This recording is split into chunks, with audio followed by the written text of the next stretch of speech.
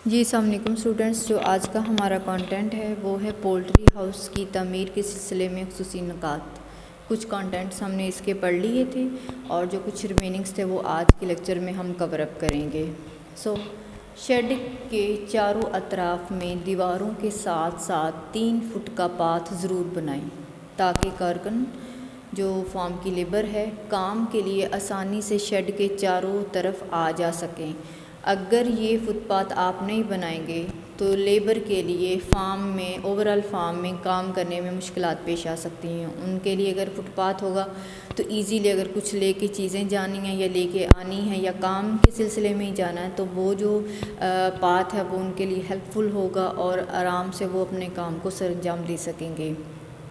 चौड़ाई के रुख एक तरफ पैड लगाने के लिए जगह बनाई जाए। चौड़ाई के रुख आपने पैड लगाने की जो जगह है उसको बनाना है जिसमें 13 मुरब्बा फुट वाले 56 पैड नस्ब किए जाएंगे।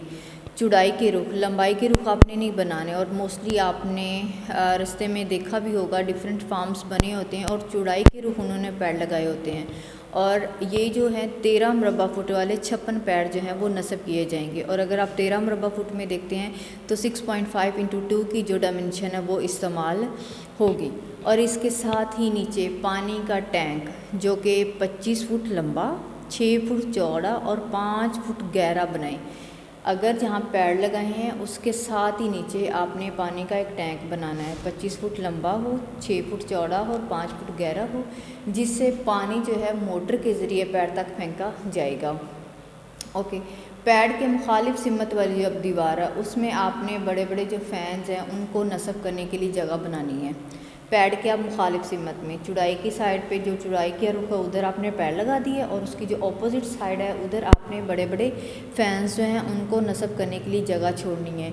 और वहाँ पे कितने पंखे लगेंगे? 9 पंखे जो हैं वो आप वहाँ पे लगाएंगे। इसके लिए 56 पैड आप इस्तेमाल कर रहे हो, ठीक है।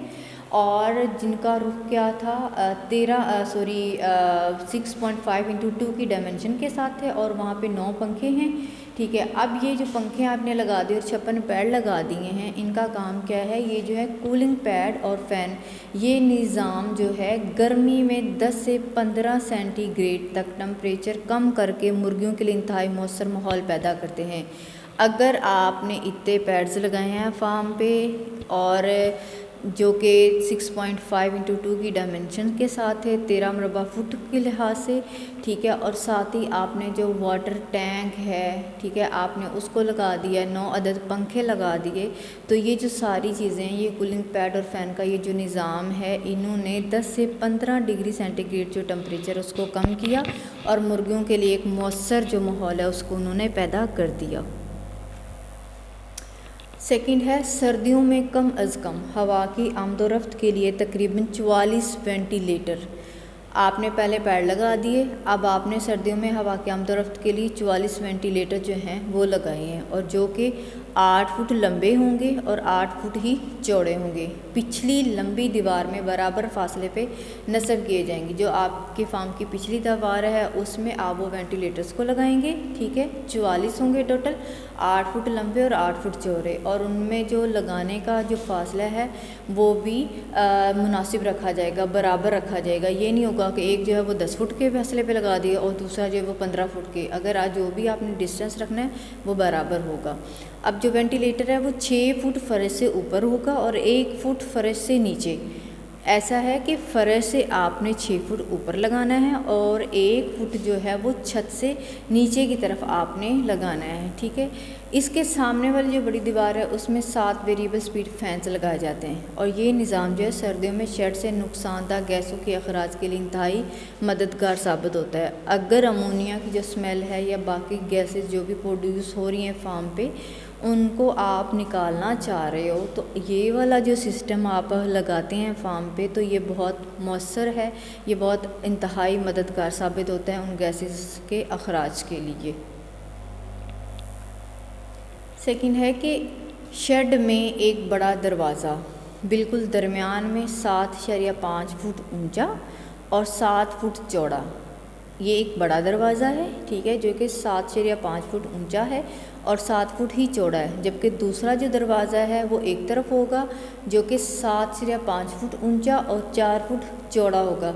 आपने ये दोनों जो दरवाजे हैं ये फार्म में, ये शेड में आपने नस्ब करने हैं। और इमरजेंसी की सूरत में क्या होगा, इमरजेंसी में खोलने के लिए दोनों लंबी दीवारों में, छोटी दीवारों में नहीं, लंबी दीवारों में हर 14 फुट के फासले पर 3x3 की जो खिड़कियाँ हैं फर्श से 1 फुट ऊपर नस्ब की जाएं। ये आपने खिड़कियां बना देनी जिनकी डायमेंशन क्या है 3x3 के, और ये फर्श से 1 फुट ऊपर की होंगी। ये जो खिड़कियां ये लोहे की बनी होंगी और अंदर से खाली होंगी, जिनके अंदर थर्मोकोल भरा हुआ ताकि गर्मी को अंदर आने से ये रोक सके। ये ना हो कि ये जो है इनमें कुछ लगा ही ना हो, ठीक है, ये थर्मोकोल से भरी नहीं हो। अगर ये नहीं होंगी तो जो गर्मी है वो भी अंदर आ जाएगी। तो आपने इस चीज़ का भी ख्याल रखना कि गर्मी जो है वो फार्म के अंदर ना आ सके।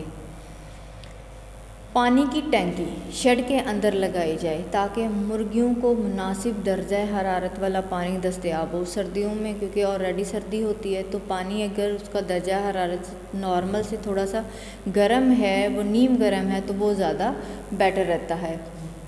और 9 से 10 मुर्गियों के लिए एक खुदकार निप्पल, आपने वहाँ पे निप्पल लगाए होते हैं, ठीक है, और एक जो निप्पल है वो ऑलमोस्ट 9 से 10 मुर्गियों को पानी आराम से प्रोवाइड कर सकता है। और सेकंड है फीडर जो है वो 50 ब्रॉयलर मुर्गियों के लिए काफ़ी समझा जाता है। अगर आपने एक फीडर लगाया तो वहाँ से जो 50 ब्रॉयलर मुर्गियाँ हैं वो फीड खा सकती हैं।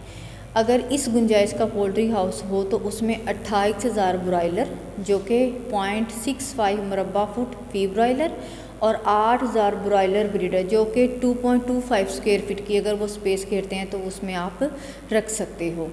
सेकंड है कि जो स्टैंड बाय जनरेटर हैं, अगर आपने वहाँ पे आप सारा जो है वो ऑटो उसको रन कर रहे हो तो उसके लिए जनरेटर भी चाहिए होंगे। जो स्टैंड बाय जनरेटर है वो भी ऐसे पोल्ट्री हाउस का एक लाजमी जुज़ू है, क्योंकि ऐसे पोल्ट्री हाउस में जितना भी काम होता है ना वो खुदकार होता है, जो कि बिजली से चलाया जाता है। अगर बिजली की सप्लाई मुअत्तल हो जाती है तो उस सिलसिले में जो जनरेटर है उसको फ़ौरन से चलाना पड़ता है। अगर आप जनरेटर को फ़ौरन से नहीं चलाते तो क्या होगा, बहुत बड़े नुकसान का बाइस हो सकता है ये जो जनरेटर का ना चलाना है। तो आपने जनरेटर को भी एट द स्पॉट जल्दी से चला देना है। क्यों, बर्ड्स को अगर एयर नहीं मिलेगी, सांस नहीं आएगा तो बर्ड्स में मोर्टेलिटी के जो चांसेस है वो बहुत बढ़ जाएंगे और ऐसे ही ये बहुत बड़े नुकसान का बाइस भी बन सकती है। Thank you so much.